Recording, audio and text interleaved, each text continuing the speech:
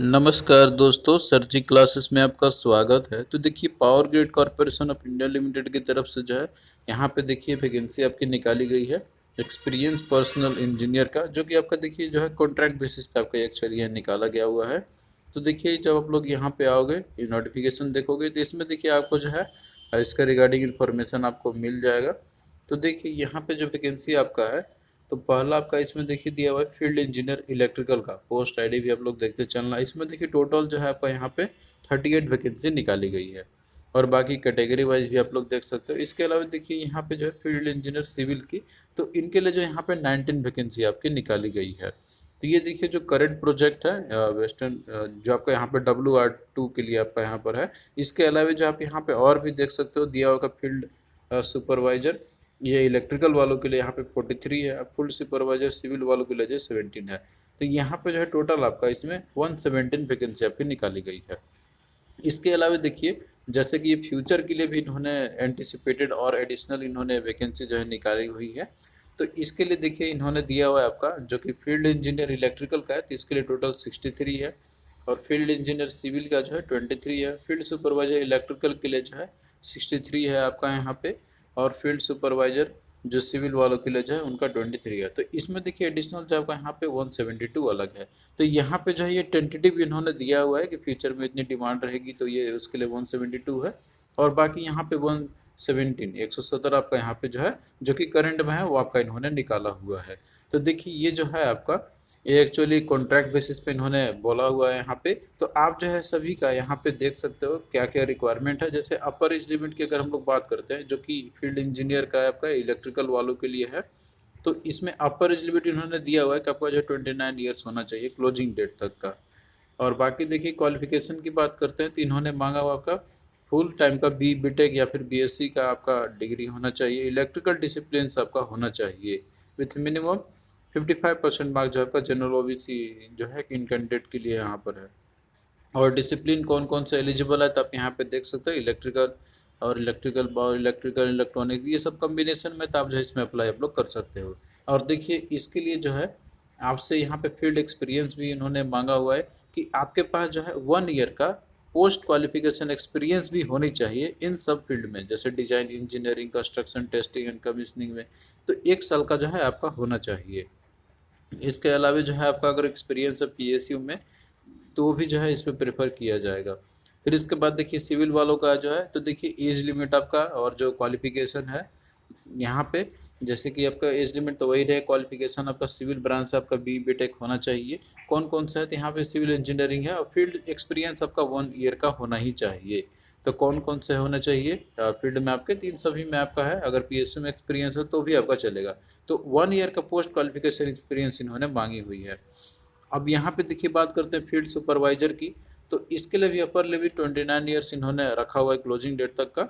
और इसके लिए जो क्वालिफिकेशन इन्होंने रखा हुआ है यहाँ पे, तो इन्होंने देखिए मांगा हुआ आपका कि फुल टाइम आपका जैसे 3 ईयर्स का डिप्लोमा आपका होना चाहिए इलेक्ट्रिकल इंजीनियरिंग में।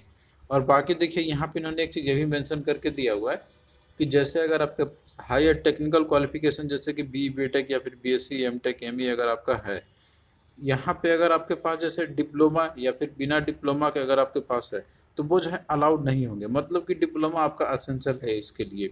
डिप्लोमा जो है आपका अगर या फिर इसके साथ है या फिर इसके साथ नहीं भी है, तो भी जो है अलाउड नहीं है इसके लिए। मतलब कि आपका पूरे तरीके से 3 ईयर्स का डिप्लोमा ही आपका होना चाहिए। फील्ड सुपरवाइजर के लिए है आपका ये। और इसमें भी फील्ड एक्सपीरियंस मांगा हुआ है कि 1 ईयर का आपका पोस्ट क्वालिफिकेशन एक्सपीरियंस होनी ही चाहिए। तो फील्ड सुपरवाइजर के लिए जो है यहाँ पे आपका डिप्लोमा का डिग्री होना चाहिए, डिप्लोमा सॉरी आपका होना चाहिए। और बाकी देखिए जो यहाँ पे निकाले गए सिविल का, तो सिविल में ही आपका डिप्लोमा होना चाहिए। तो यहाँ पे जो है आपका दिया हुआ है इन सबके रिगार्डिंग, सैलरी भी यहाँ पे आपको कितनी मिलेगी, तो ये सारा कुछ इसमें जो कि इन्होंने दिया हुआ है मेंशन करके। और बाकी देखिए रिलैक्सेशन, आप जैसे कि आपको गवर्नमेंट नॉर्म्स के अकॉर्डिंग आपको मिलता है, तो आपको एज लिमिट में भी मिलेगा। इसमें जो है मेंशन करके आपका पूरा कंप्लीट इन्होंने मेंशन करके इसमें दे दिया है। और देखिए सिलेक्शन प्रोसीजर की बात करते हैं हम लोग इसके अंदर में, तो देखिए सिलेक्शन जो प्रोसीजर आपका रहने वाला है यहाँ पे, तो कैंडिडेट को देखिए यहाँ पे जैसे कि आपका होगा पर्सनल इंटरव्यू के बेसिस पे रहेगा आपका यहाँ पे। लेकिन अगर देखिए अगर रिक्वायरमेंट है कि ज़्यादा कैंडिडेट अगर होंगे, तो स्क्रीनिंग टेस्ट भी आपका हो सकता है। तो ये केवल एलिमिनेशन पर्पज़ के लिए किया जाएगा, नहीं तो आपको पर्सनल इंटरव्यू से ही सिलेक्शन किया जाएगा। तो देखिए अगर टेस्ट होती है तो आपका जो है टेस्ट इस तरीके से रहेगा कि टेस्ट जो आपका रहेगा तो 1 आवर ड्यूरेशन का रहेगा, जिसमें कि 75 मार्क्स आपके आएंगे। और क्वेश्चन जो आपका रहेगा तो टेक्निकल नॉलेज से जो रहेगा तो उसमें 50 क्वेश्चन आपके रहेंगे जो आपके इंजीनियरिंग सिलेबस से रहेंगे। एप्टीट्यूड टेस्ट जो रहेगा तब का उसमें देखिए 25 मार्क्स का आपके रहेंगे, जिसमें कि लॉजिकल रीजनिंग, डेटा इंटरप्रिटेशन, इसके अलावा जो comprehension, vocabulary, data sapiens, numerical ability, इन सब सेक्शन से जो क्वेश्चन आपके आएंगे। और बाकी देखिए यहाँ पे जो क्वेश्चन आप करेंगे तो सभी एमसीक्यू टाइप का रहेंगे। 4 क्वेश्चन आपका रहेगा, 4 ऑप्शन रहेंगे, उसके अंदर में 1 मार्क्स रहेगा। और यहाँ पे जो है कोई भी निगेटिव मार्किंग आपकी नहीं रहेगी। और क्वालिफाई मार्क्स देखिए इन्होंने दिया हुआ है कि 40% होना चाहिए UR EW, इसके लिए 30% जो है जो रिजर्व कैटेगरी से जो कैंडिडेट बिलोंग करते हैं उनके लिए। अब यहाँ पे मेंशन करके दिया कि जो भी कैंडिडेट क्वालिफाई करेंगे टेस्ट को उनको ही जो शॉर्टलिस्ट किया जाएगा इंटरव्यू के लिए, जो भी आपका परफॉर्मेंस रहेगा स्क्रीनिंग टेस्ट में। और बाकी देखिए इसके बाद जो है फिर आपको इंटरव्यू के लिए बुलाया जाएगा आपको। तो जो कैंडिडेट को बुलाया जाएगा यहाँ पे देखिए इंटरव्यू के लिए, तो उनका हिंदी इंग्लिश में आपका कोई भी हो सकता है, जो भी आप लैंग्वेज में प्रेफर करना चाहोगे उसमें भी आपका जो है यहाँ पे होंगे। तो ये पे देखिए जो दिया हुआ आपका यहाँ पे उसी तरीके से फील्ड सुपरवाइजर का वही सेम पैटर्न है यहाँ पे, जैसे कि आपका इसमें दिया हुआ था आपका इंजीनियर वालों के लिए, तो सेम ही पैटर्न है दोनों का। यहाँ पे कंप्यूटर बेस्ड टेस्ट आपके होंगे अगर एग्जाम होता है तो।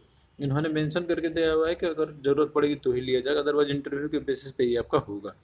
अब यहाँ पे देखिए बात करते हैं एप्लीकेशन फीस की। तो देखिए जो फील्ड इंजीनियर का हो तो उनका जो है इलेक्ट्रिकल सिविल वालों के लिए 400 रुपीज़ इन्होंने रखा हुआ है। और बाकी जो फील्ड सुपरवाइजर है इलेक्ट्रिकल सिविल वालों का तो उनका देखिए 300 रुपीज़ इन्होंने जो है रखा हुआ है। और आपको जो है ऑनलाइन ही अप्लाई आपको करनी है। और देखिए जो आपका ये डेट रहेगा इसमें अप्लाई करने का, तो इन्होंने भी मेंशन करके आपका दिया हुआ है। तो देखिए जो फॉर्म आपका ऑलरेडी स्टार्ट हो चुका है, ये 3/2 से ही आपका भरना शुरू हो चुका है, 3 फरवरी से। लास्ट डेट जो है इसकी कम इन्होंने दी है, 12 फरवरी तक ही जो है आप लोग इसमें अप्लाई कर सकते हो। तो कट ऑफ डेट या अपर एज लिमिट का पोस्ट वाली एक्सपीरियंस जो भी है तो वो सब जो है 12/2/2024 तक इन्होंने रखा हुआ है। और बाकी देखिए जो आपका डेट ऑफ इंटरव्यू या फिर जो स्क्रीनिंग टेस्ट जो भी होगा तो वो जो है आपको बाद में नोटिफाई आपको कर दिया जाएगा, जो पावर ग्रिड की वेबसाइट है। तो यहाँ पे देखिए जो भी इंपॉर्टेंट इन्फॉर्मेशन था हमने आपको बता दिया है। और भी कोई डाउट आपका रहता है आप लोग कमेंट करना, इसका रिप्लाई आपको जरूर देंगे।